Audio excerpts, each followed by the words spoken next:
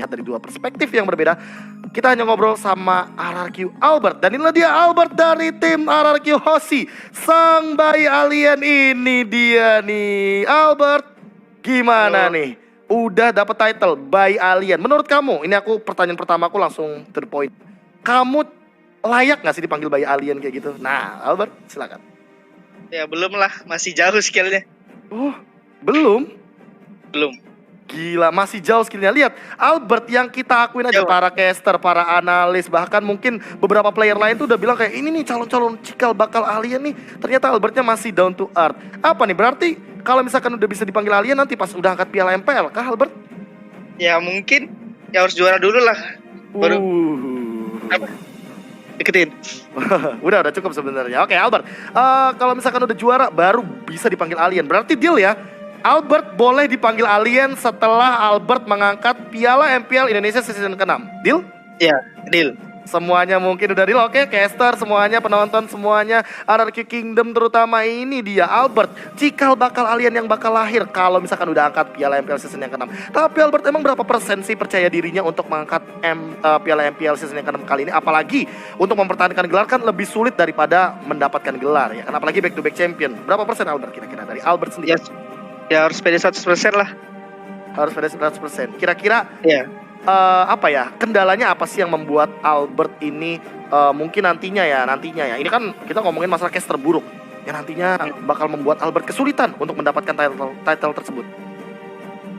Gak ada paling. Itu ya pede 100% juara. Pede aja ya. Ya, gak ada halangan apa-apa. Oke, tapi aku harus akuin Albert ini punya improvisasi yang luar biasa loh. Dari mungkin minggu-minggu kedua sampai minggu ke-8, ini kan udah bisa dibilang peningkatannya tuh signifikan banget, ya kak? Iya. Nah Albert, mungkin ada yang pengen disampaikan gak sih ke para RRQ Kingdom nih yang mendukung Albert, kayak mungkin dari awal kayak wih Albert ini dipandang sebelah mata, tapi sekarang lihat semua fans dari RRQ Kingdom harusnya udah mulai melihat wah ini Albert nih punya potensi besar. Silakan Albert.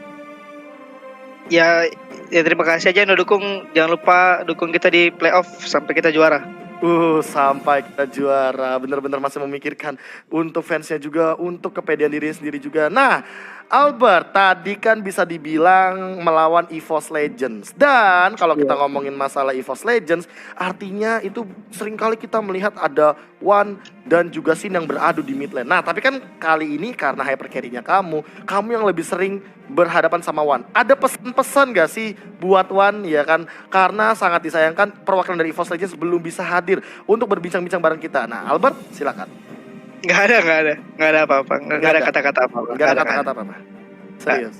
Untuk EVOS Legends gimana? Ya itu yang kayak scene kemarin, jangan banner kita banyak. Oh masih loh ya. Tapi bener terbukti ya. Tadi Hylos-nya di ban, ternyata banyak yang lepas dan ternyata malah dimainkan gameplay lain. Tapi itulah dia Albert dari RRQ Hoshi. Anyway, terima kasih banget Albert atas waktunya. Dan tetap fokus di babak playoff, karena babak playoff nanti akan kalian mainkan. Albert, thank you. Dadah. Thank you. Dah. Dan itulah dia Albert dari Bali loh teman-teman. Lihat, bayangkan dia nggak dari Jabodetabek, dia dari Bali, jauh-jauh datang ke Jakarta untuk menunjukkan potensi terbaiknya. Karena sesuai yang tadi Albert bilang, dia belum mau dipanggil alien, belum mau dia. Bayi alien aja dia masih kayak menganggap enggak lah, masih jauh lah. Tapi kalau Albert nanti bisa ngangkat piala MPL, barulah dia mau dipanggil alien. Oke, itu mungkin bakal bisa jadi salah satu catatan kita untuk jadi fun fact juga. Dan kita sesaat lagi akan menuju ke Nemo segmen. Dan siapa yang bakal mengisi di Nemo segmen? Inilah dia, EVOS G. Nah ini dia ada Jido. Gimana kabarnya Dok? Aduh. Baik. Udah lama loh gak ngeliat Valdo nih ya Dok.